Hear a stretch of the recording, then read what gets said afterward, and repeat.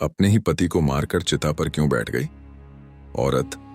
एक बार विक्रमादित्य के दरबार में सैनिक एक साधारण सी वेशभूषा वाले युवक को पकड़कर लेकर आए।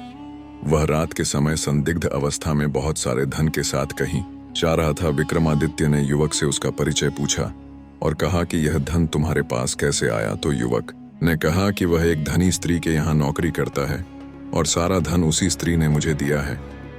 इतना सुनते ही विक्रमादित्य की जिज्ञासा बढ़ गई और कहा, उसने तुम्हें यह धन क्यों दिया और तुम आधी रात को इस धन को लेकर कहाँ जा रहे थे? युवक ने कहा, मैं उस स्त्री का प्रेमी हूं। उसने मुझे उज्जैन के बाहर मौजूद पुराने कुएं के पास प्रतीक्षा करने को कहा था। दरअसल वह अपने पति की हत्या करके वहां आकर मुझसे मिलने वाली थी कि सिपाहियों ने मुझे पहले ही पकड़ लिया। विक्रमादित्य ने सत्यता की जांच करने के लिए तुरंत उसके बताए पते पर सिपाहियों को भेजा।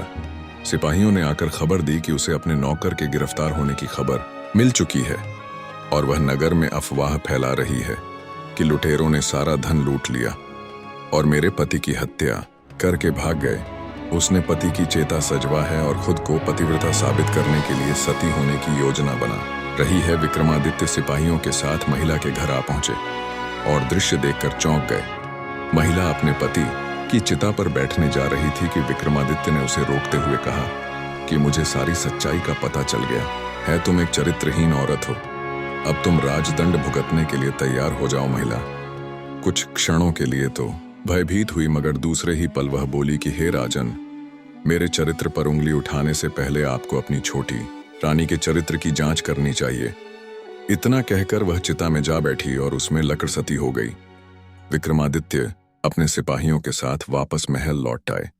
उस स्त्री के अंतिम शब्द अभी भी उनके कानों में गूंज रहे थे। उन्होंने छोटी रानी पर निगाह रखनी शुरू कर दी। एक रात विक्रमादित्य को सोता समझकर छोटी रानी उठी और गुप्त रास्ते से महल के बाहर निकल गई। तभी विक्रमादित्य नींद से उठे और दबे पांव रानी का पीछा करने लगे। थोड़ी दूरी तय करने के पश्चात वह एक साधु की कुटिया में गई। तभी साधु आया और वह भी कुटिया में चला गया। विक्रमादित्य ने कुटिया में जो देखा वह उनके लिए असहनीय था। रानी को साधु के साथ संबंध बनाते देख विक्रमादित्य की रूह कांप उठी। विक्रमादित्य ने सोचा कि छोटी रानी को वे इतना प्यार करते हैं, फिर भी वह विश्वासघात कर रही है। उनके प्रचंड क्रोध की सीमा न रही। आगे वीडियो देखने के लिए रिबेल स्टोरी चैनल सब्सक्राइब करें। धन्यवाद।